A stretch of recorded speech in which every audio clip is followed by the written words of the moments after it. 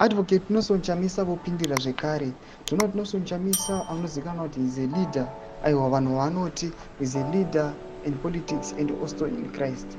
Achilida vanhu in opposition, aiwa, asi achiisa vanhu kuna Mwari.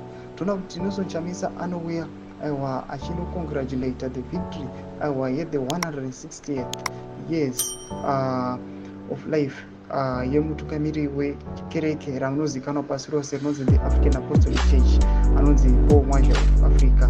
Panapa anopinda paendo pake achimuposta zvamuri kuona pavidhio akuriposta pichara yake achiti happy 160th birthday, uanyora achiti celebrating God's gift of life, a happy and blessed 160th birthday mudzidzisi Paul Mwazha, approaching a life of service in the vineyard. Ndo mashikwana tokopana pana Nelson Chamisa.